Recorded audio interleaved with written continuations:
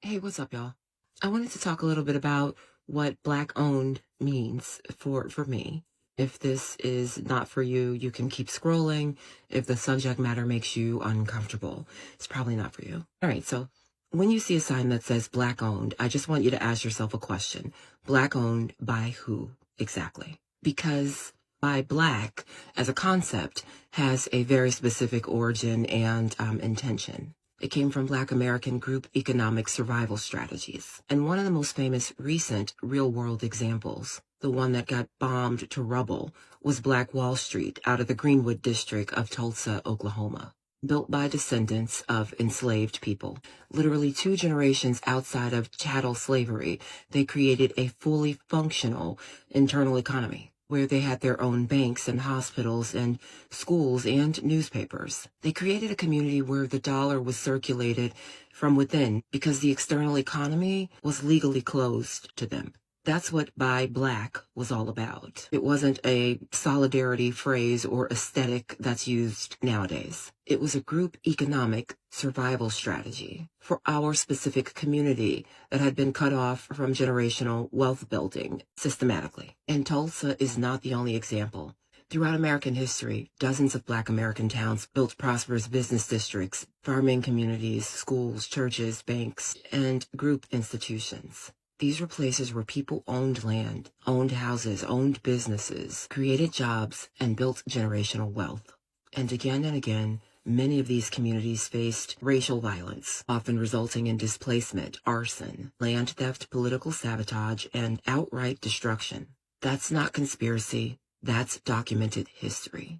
When people hear Black Wall Street, they only think of the one tragedy in the one city. But Tulsa was a part of a larger pattern. A pattern where Black Americans demonstrated the ability to build thriving economic ecosystems despite segregation, discrimination, and exclusion. And too often, those successes were met with organized violence. This is what historians called racial domestic terrorism, because this was directed at Black American communities. But the brutal lesson that we began to understand is that if our ancestors built thriving communities in far worse conditions than we see today, then we should be studying what they got right. Ownership, land, business development, group economics, economic cooperation. The same principle every successful community practices.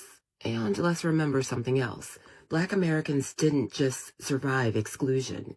We thrived and built through it. We built through Reconstruction. We built through Jim Crow.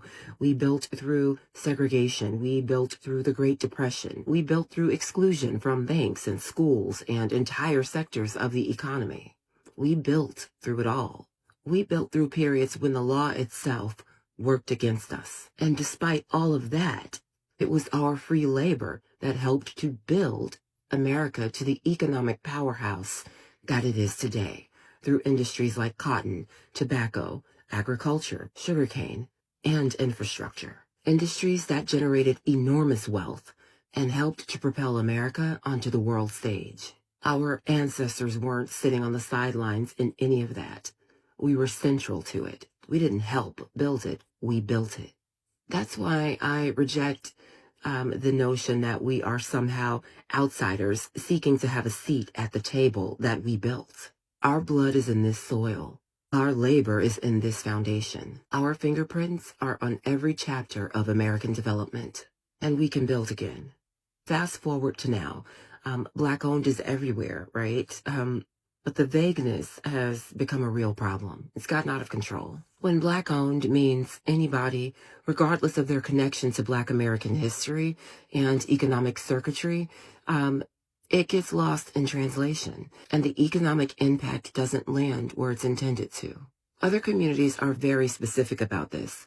Korean American business networks, Jewish institutions, Italian American networks, Chinese communities, East Indian communities, Arab communities, Caribbean communities. Virtually every successful community understands the value of circulating resources within its own network. When Black Americans try to do this, it gets labeled as divisive, tribal, hateful. I mean, everything comes out. And you know why? Black Americans have tremendous spending power. Depending on the estimate, Our annual spending power exceeds 1.9 trillion. That's trillion, not billion, but trillion with a T. If Black Americans were measured in the economy, we'd rank amongst some of the highest economies in the world. So the question isn't whether or not we have the spending power, because we do. The question becomes, where does that go? Does it circulate? Does it build business? Does it create jobs? Does it purchase land? Does it strengthen institutions? Does it create ownership?